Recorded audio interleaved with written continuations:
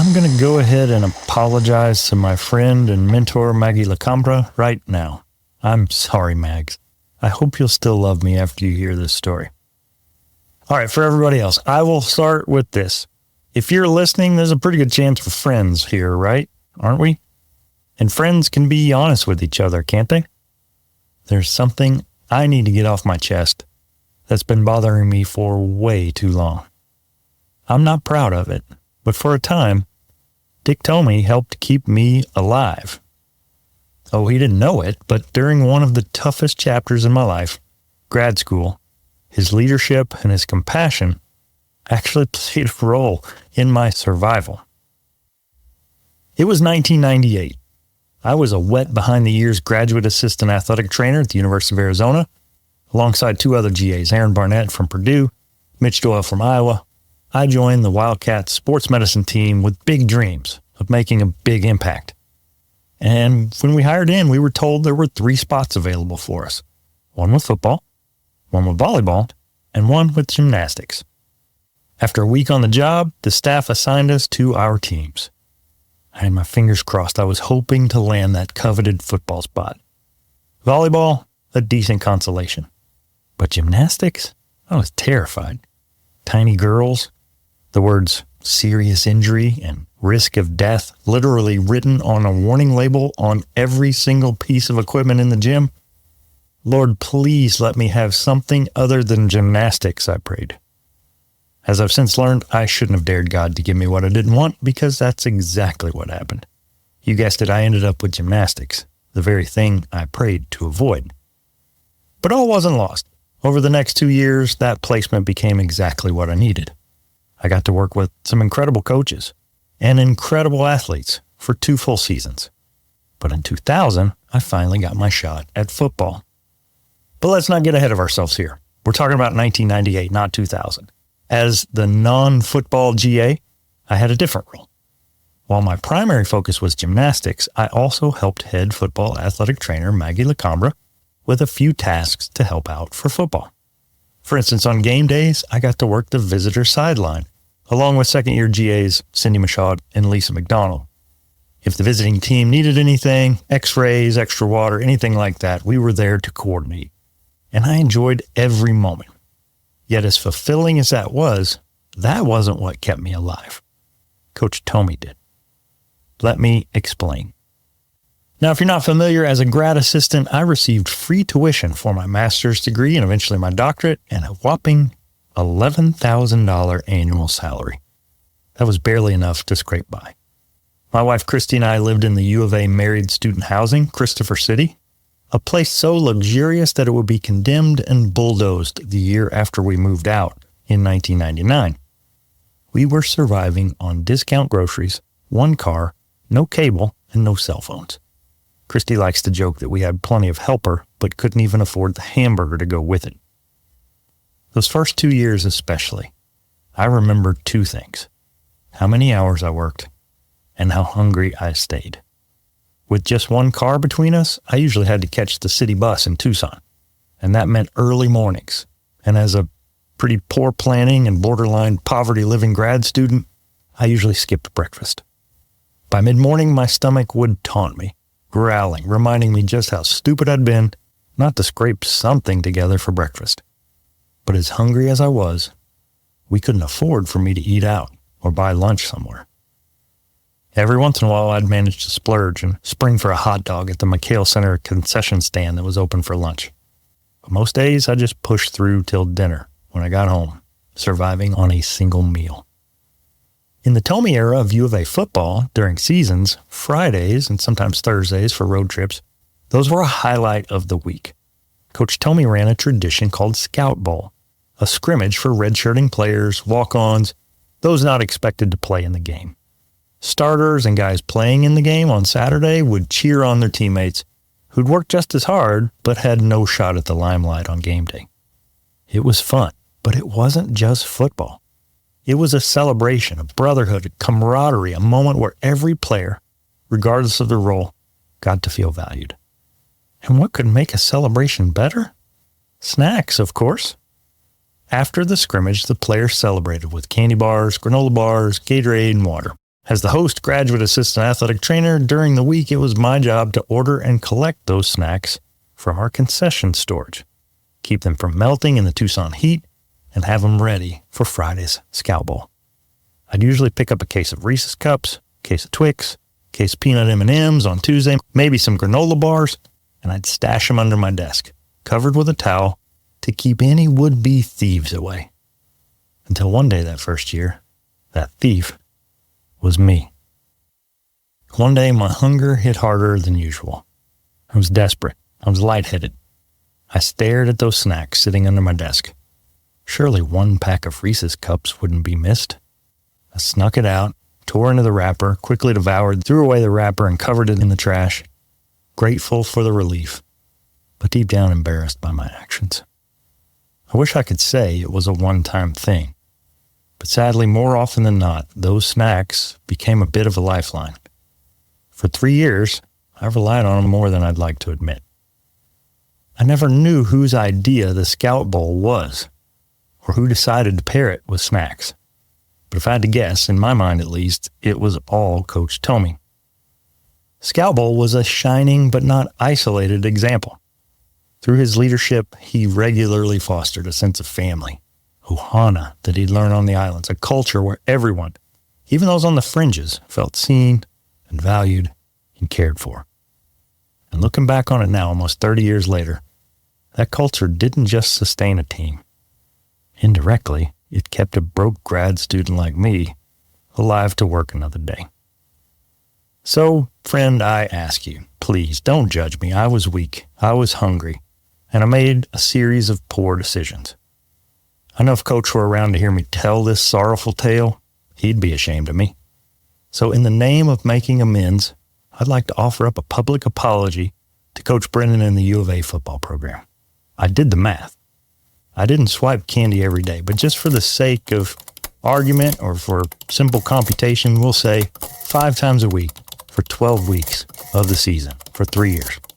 So let's see, that's 180 total candy units that I potentially lifted from 1998 to 2001. And back then they went for around 50 cents a piece. So we're at $90. Adjusted for inflation, that's $175. And it's only fair that I throw a modest 7% interest rate. And we're looking at an ending balance of $245.45 for me to make up for the crimes of my past. I'll be contacting Coach Brennan and staff to make that donation to the U of A football program in hopes that I can long last make things right. I feel better already and hope you didn't mind me coming clean at last. If you've stuck around this long, God bless you. I guess it's worth mentioning I'm Toby Brooks. In addition to being a podcaster, a speaker, an author, back in the 90s and early 2000s, I spent 3 years at the University of Arizona as a graduate assistant athletic trainer. I didn't know it at the time, but I was part of the staff for Coach Dick Tomey's final season with the Wildcats in 2000. I'm quite sure that Coach Tomey didn't know it, but he helped sustain me during those lean years, and I'm not proud of it. But I can tell you without question, I'm thankful for the fact that I got to see one of the best coaches in the game teach not just football, but life. And over the past 2 weeks, with guests Lance Tominaga in part 1 and Mike Flores in part 2, we said that Coach didn't just build teams, he built men.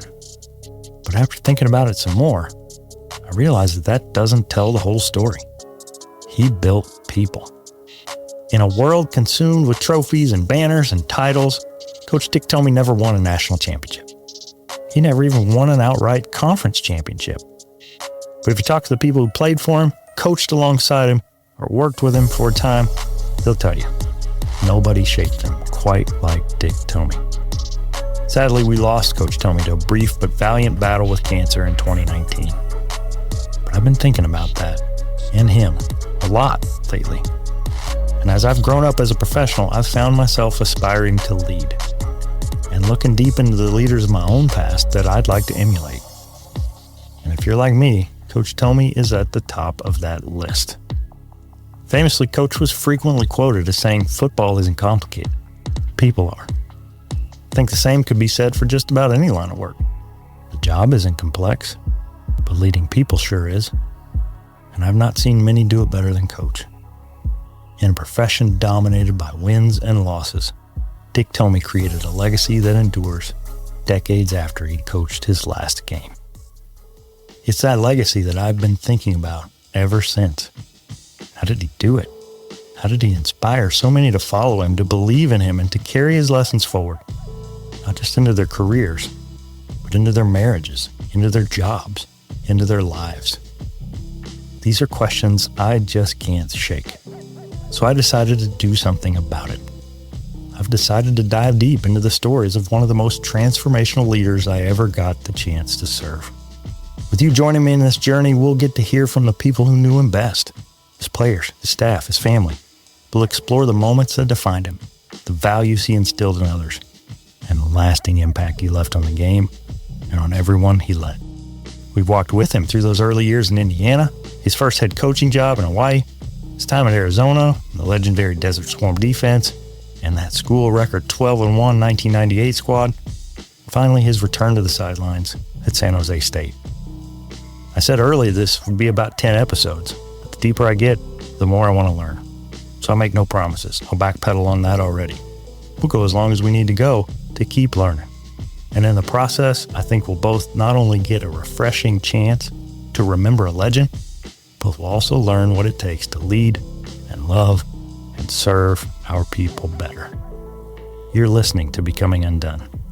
And this is the life, lessons, and legacy of Coach Dick Tomey, a Toby Brooks passion project.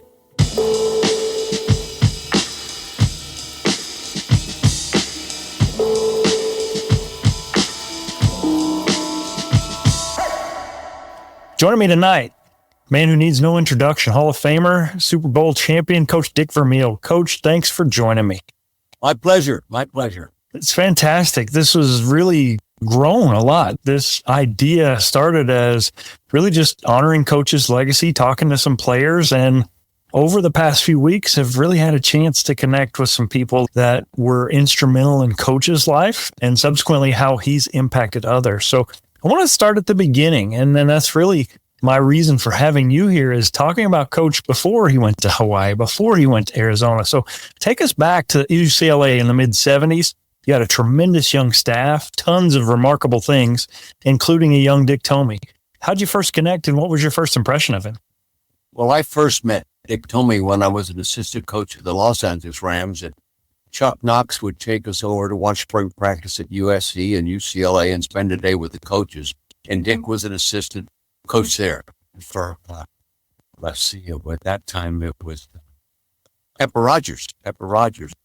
And I got to know him just a little bit there with the rest of the guys. And then, a couple of years later, all of a sudden I'm called back to be the head coach of the Pepper Rogers League.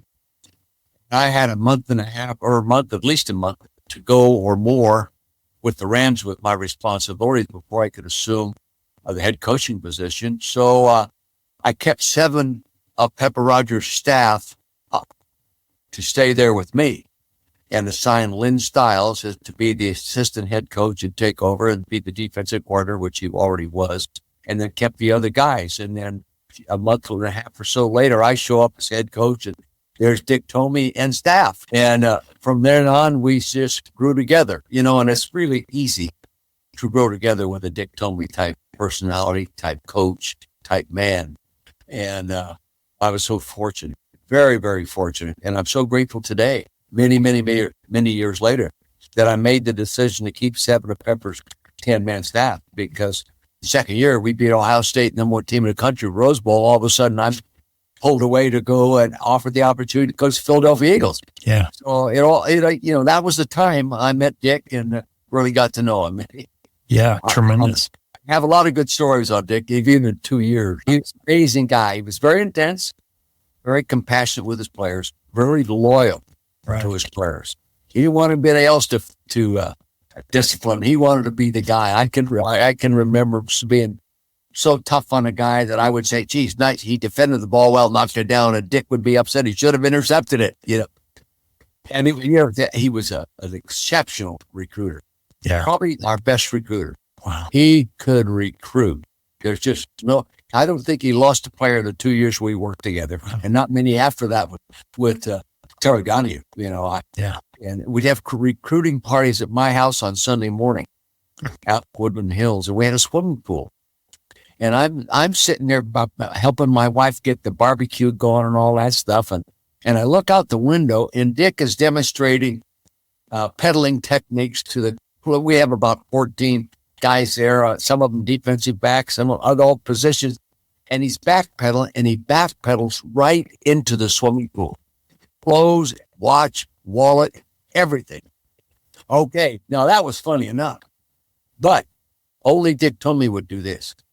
He climbed out of the pool, went right over to the spot that he backed into, and started lecturing again without acting like he even fell in the swimming pool. He was an amazing guy that way. Yeah. Of course, he was very successful there. And then, like you already mentioned, went on to University of Hawaii for a number of years and did a great job there. And fortunately, he got the opportunity then to go to Arizona, and he turned that program around. Yeah. He did an unbelievable job there. I don't think they ever really totally appreciated the quality of work he did there. Sometimes administrators just don't know what they don't know. Yeah. But he did an unbelievable job there. And I was in broadcasting at that time. Right. So I would go in and spend 3 days in preparation. I'd go in on Thursday, watch him practice Thursday, be there Friday, do the game Saturday, fly home Sunday. And even got to stay close to Dick years after we weren't coaching together. And he did it. As fine a coaching job as it could be done at that place. Yeah. I mean, Nebraska, USC, all those schools, but he couldn't go to the Rose Bowl. Yeah. I think he went to bowl game 6-7 times in this era that we're in. Yeah. When he leaves, they don't have a winning season for 7 years. Okay. Let me jump in right here and add some data to what Coach Vermeil is saying. He's talking about the U of A years, specifically where Coach Tomey went 95, 64, and 4, 59.51%, from 1987 to 2000. He was named the Pac-10 Coach of the Year in 92, led the team to the highest ranking to finish the season in school history at 4th in 1998, and he remains the winningest coach in school history. And that 1993 team finished in a 3-way tie for the Pac-10 title. Somehow, that wasn't good enough. I was there for that 2000 season. Expectations were high, and our season started solidly. We opened the year on the road with a solid Utah team and won 17-3. We lost the next week to number 18 Ohio State, 17-27, in a tough, close game at home. The injury bug bit us hard, and for much of the remainder of the season, we were down to 6 and sometimes just 5 offensive linemen. By week 6, we had won a triple overtime barn burner against Washington State to move to 5-1 and entered the rankings at number 22 that week. Then the heartbreak began. We didn't win again. The next 3 weeks, we lost by a combined 10 points. I spent the game on the road at Oregon in the ER with one of our most impactful players who was injured on a dirty hit on a punt return that didn't even result in a flag. Our 5-1 season in the hunt for a conference championship ended a disappointing 5-6, losing to ASU and failing to get that Aloha Bowl berth in the process. Despite all he'd done, Coach Tomey was being pressured to step down. If I ever find the gutless dirtbag who created FireDickTomey.com, it was a classless and cowardly act that proved it's not the body of work, but what a coach has done for you lately that mattered. I left U of A at the end of that school year, and it was hard. I still loved the players who I'd left behind in Tucson, but I couldn't find it in my heart to cheer for that new regime. As it turns out, there wasn't much to cheer for anyway. U of A brought in John Makovic, who was run out of town midway through his 3rd season, amassing a 10-18 record. Mike Hankwitz took over, and the team went 1-6 down the stretch. He was replaced by Mike Stoops, who wouldn't post a winning record until year 5 of his tenure. So altogether, it was 8 years before Arizona would go to a bowl game or have a winning season after Coach Tomey left. The Wildcats had given up on a coach who had posted just 3 losing seasons in 14 years for 3 different head coaches who would take 8 years just to get back above 500. And as much as that proved just how remarkable Coach Tomey's tenure had been and how difficult sustained winning in Tucson might be in a conference with massively funded programs like Washington, Oregon, UCLA, USC, even ASU, to compete with year in and year out, that wasn't even the most remarkable thing. Just like at Hawaii, and just like at UCLA before that, it was the mark Coach left on the people that mattered the most. So that shows, but even more, I think if you talk to people that Dick coached, he was far more than just a football coach. Mm-hmm. He left an unbelievable positive impression on the kids and the coaches that worked for him. He loved to coach the guy that wasn't quite good enough to be good enough. Yeah. He loved to coach That's so well said. That wasn't perfect yet, and he'd make him perfect, and they would ascend. But he had remarkable ability to do things like that. He should be in the Collegiate Hall of Fame. Yeah. They have a rule, you got to win 600%. He's like 580 something, and that's the most unrespectful rule in college football. Yeah. Howard Snowberger, part of the six. Yeah. Whenever you take over a losing program, it's going to take time to build it, and he built a program. Right. Today, Dick would be, I classified it as a climate builder, a philosophy builder. Mm-hmm. There's all kinds of terms they throw around in the National Football League. Like, he can build an atmosphere which people could win in. He just, that was him. He didn't have to try. That was just him. Right. I'm so fortunate. I know him and work with him and then remain close to him all the way up to speaking at his funeral. I know I'm rambling, but, I think so much of him, it's easy to talk about it. Sure. Very, very No, easy. absolutely. I think one of the things that I've had a little trouble with the documentary is the life before Arizona. That's where our paths crossed. Hawaii, there was a good book, but his story before that is a little less well told. And so I really appreciate your perspective. It's fantastic for a head coach to have. I mean, in the moment, it probably stinks to get your staff poached by other programs, but that's what you want as a leader. You want your assistants and your coordinators going on to other places. When he took that Hawaii job, what do you remember about that transition, and how did he share the news with you? Could you give him any advice before he made the jump? Well, I said, Dick, it's not a real good job. He said, well, if he says, Coach, it was a good job, they wouldn't be hiring somebody. Someone would be already there doing it. So he went there and he built a Dick Tomey culture within the Hawaiian culture, and he fit. Yeah. He fit, and he loved it there. I'd visit him over there in the off season or speaking engagement over there. I'd spend a night or two with him, and he just loved that place. It was in his blood, but it fit his profile as a person, as a philosophy. Dick didn't really coach football. He coached people that played football. And he built that within the kids in that time. I think he one of the few guys I know that enjoyed being the underdog. He liked the challenge of doing something with some situation or some person that hadn't done. Yeah. He was a master at it. Yeah. The best I was ever around, I think, in making kids feel they were really better than they were. So they played that well. If they played better. Yeah. Yeah. So many of Coach Tomey's former players and assistants talk about those lifelong relationships that they built with him. What do you think it was about him that made people stay connected long after the X's and O's and the specifics of football? He was innately compassionate. He couldn't help himself. He could always see what's really good in you.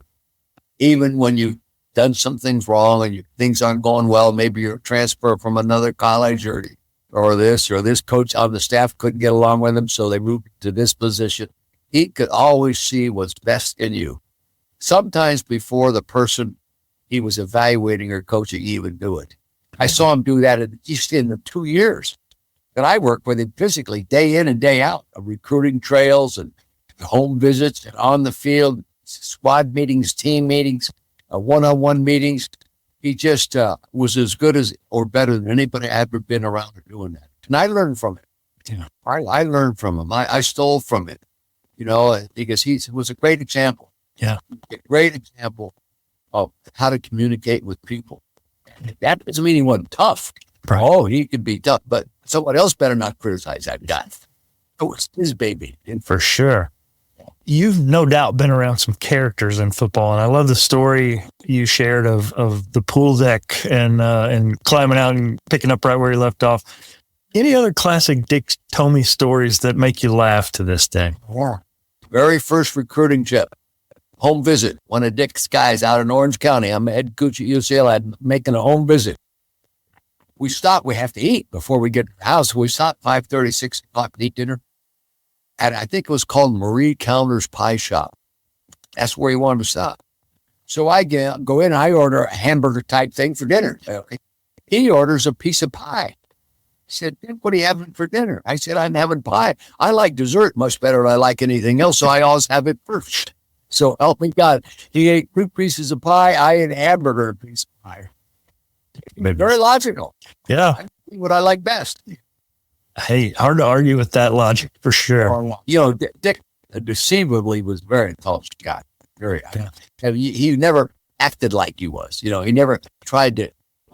He never tried to portray himself as a genius. Mm-hmm. You know, but he was very, and especially on the left side of his brain. I mean, there was no way a player could con him.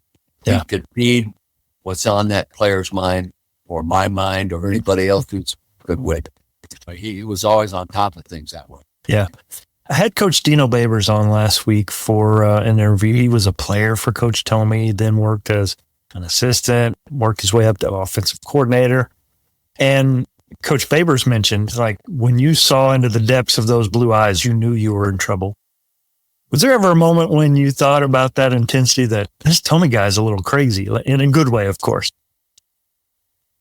I would see that from time to time when a defensive player during practice, I thought made a real good play, and I would congratulate him, and Dick would show him out that the ball wasn't made good enough. In direct contrast with the head coach was saying, I'd after practice, Dick, give the guy a break. He says, Coach, I'm setting a standard, and he will meet it. He can do it. Wow. He can do it. One of the kids, I can't remember his name. One of the kids, a couple times, I confronted him on that. He was on the practice. Was the kid that intercepted the ball in the Rose Bowl. It finished the game. It finished the game that we won. Ohio State was number 1 team in the country. Yeah. Okay. And he was the kid that intercepted the ball. Didn't knock it down. Didn't bat it down. He intercepted it. And I had to think, even then, I think, God, that's Dick Tomey. That's Dick Tomey. Yeah. He kept that standard just a little bit higher. Yeah. One of my favorite Tomeyisms is you're either coaching it or allowing it to happen. And he cultivates that excellence in you. And that trickles down from whether it's his coordinators all the way down to, the student equipment managers. It doesn't matter. Everyone had to rise to that level. And I loved that about And everybody was important. Everybody in the program was important. Yeah. His coaching staff. And his coaching staff was a configuration of different personalities and different racial backgrounds and educational backgrounds and that kind of stuff. It wasn't all Ivy League and it wasn't all down here. It was a nice blend of different personalities, and he could put them together. Yeah. As well as anybody I've ever been around. Yeah. I think there's no doubt he had some old school aspects to his coaching.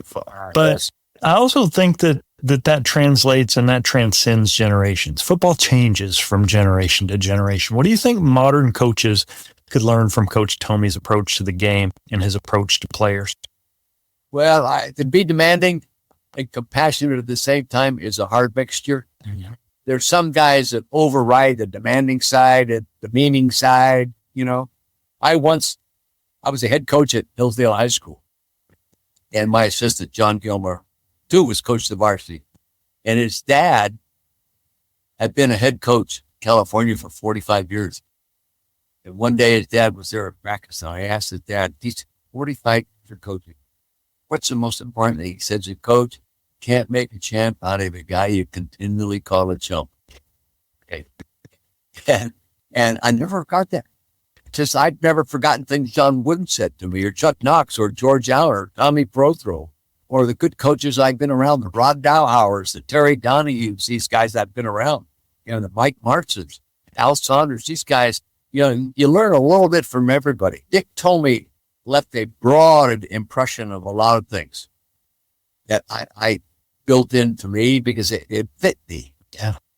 His way of dealing with people and his passion for the game, but his compassion for the people. That was sort of in me as well. I know when he was there in Arizona, I really got to watch him coach. Not so much in Hawaii because I was working. When I went into broadcast games, they were very big games. Because when I went into college broadcasting, when we went to do big college games, I was with the number one guy. We were putting on national television. Mm-hmm. So we'd see him competing against the best, and you'd say, these guys aren't quite as talented as who we're going to play this week, but they might beat them anyway. And they did. Yeah. I think he's the only guy who beat Miami and Nebraska the same year. Yeah. When they were really powerhouses. Right. But those kind of things, it excites me to talk about it. I think about him often. Yeah. About him often.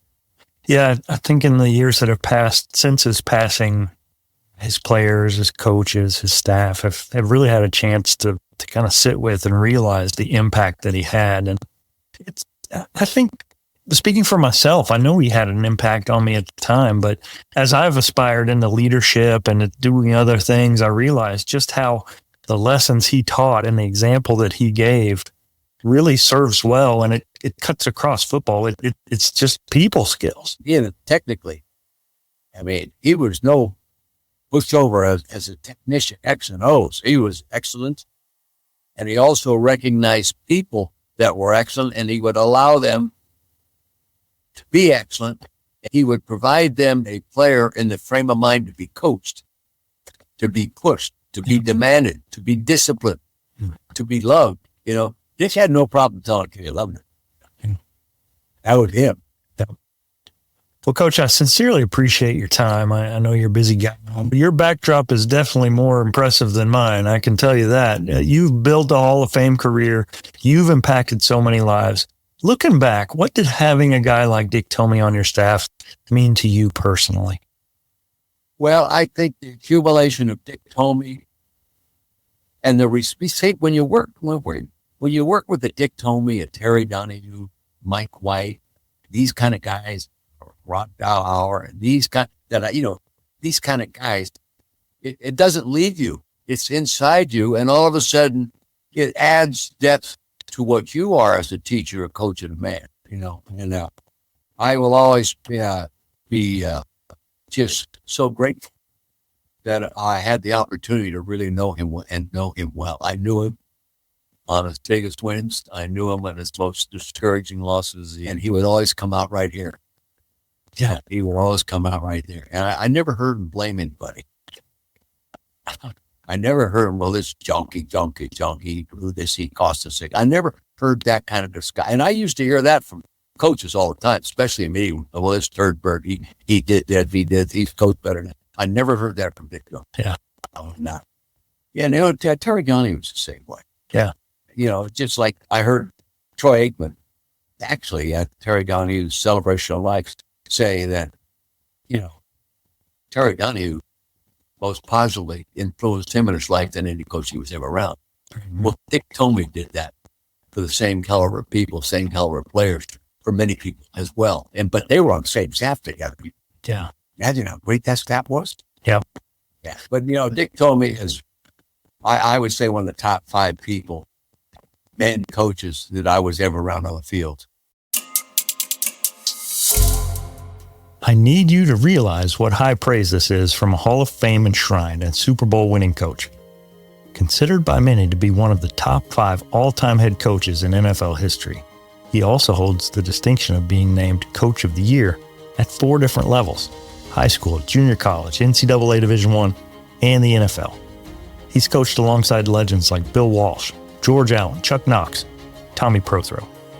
And he famously coached with his whole heart. Legendary St. Louis Rams wideout Isaac Bruce once said, quote, "It was an everyday thing. Like the moon going around the earth, he was going to cry." End quote.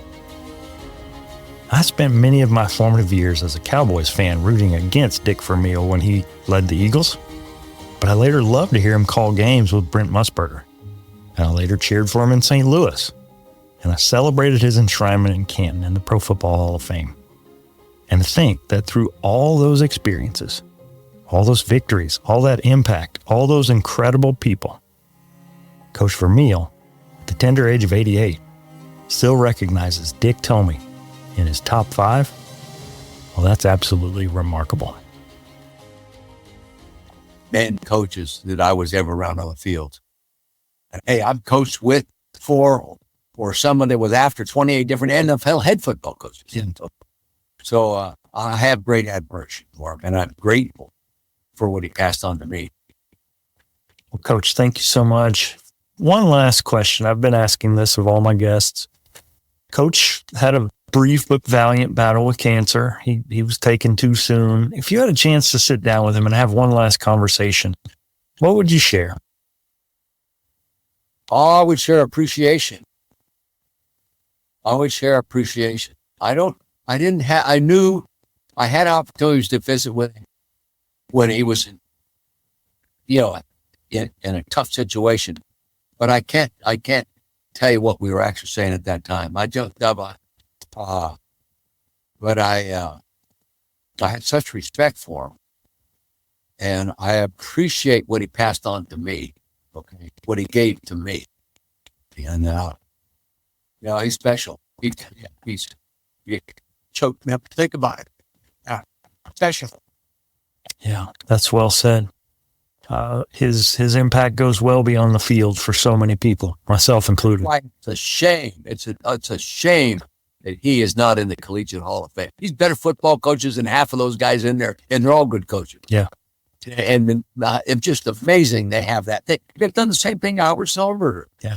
They've made a rule. They don't have guts enough to change it. Yeah. And they don't have maybe enough people to really recognize who really did a great job coaching. Name the last guy that ever losing seasons at Ohio State. Yeah. Okay. They don't come around. There's a lot of guys that are in situations that are great coaches, but they're in great situations. Yeah. Dick Tomey could win. He goes to San Jose State at the end of his career. I'm a San Jose State alum. You talk about a tough situation. His second year, there he goes. He wins 9 games. Yeah. I don't know if they won 9 game sets, maybe once. It's just amazing. Yeah. What he could do.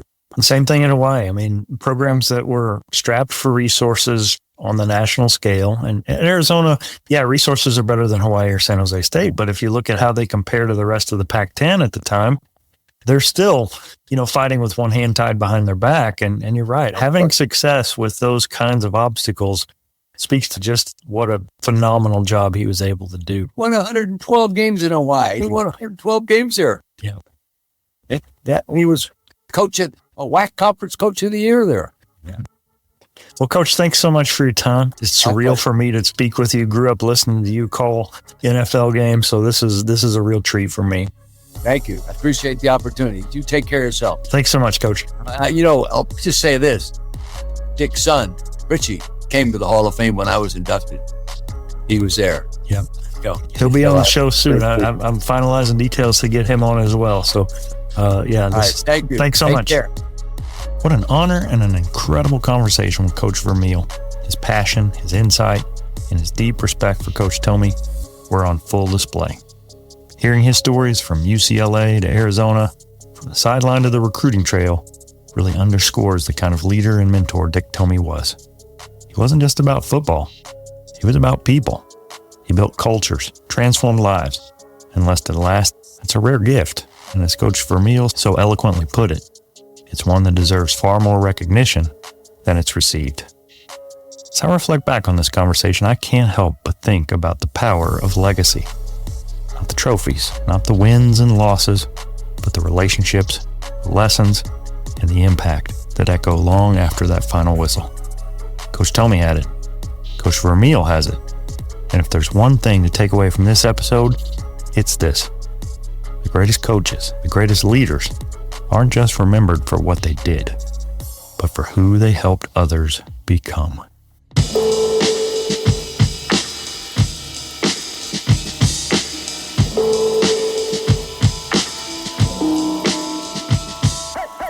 I'm thankful to Coach Vermeil for dropping in, and I hope you enjoyed our conversation. For more info on today's episode, be sure to check it out on the web. Simply go to undonepodcast.com/EP114 to see the notes, links, and images related to today's guest. Dick Vermeil. What did those early years reveal about the kind of leader Coach Tomey would become? Join me next time when I sit down with four-time Super Bowl champion Jesse Sapolu, who was there for it all. He'll take us inside those early Tomey years, the highs, the challenges, and the moments that defined Dick Tomey's coaching career before the world really knew his name. From there, we'll sit down with Coach Rip Shear, who worked with Coach Tomey at both Hawaii and Arizona. And we've got a long list of other guests, including Coach's son Rich Tomey, as well as players and coaches who once shared the field and sidelines with him. So stick with me, we're just getting started. No way I'm going to get this done in 10 episodes, but I don't care. We'll take what it takes. This and more coming up on Becoming Undone, the life, lessons, and legacy of Dick Tomey, a Toby Brooks passion project.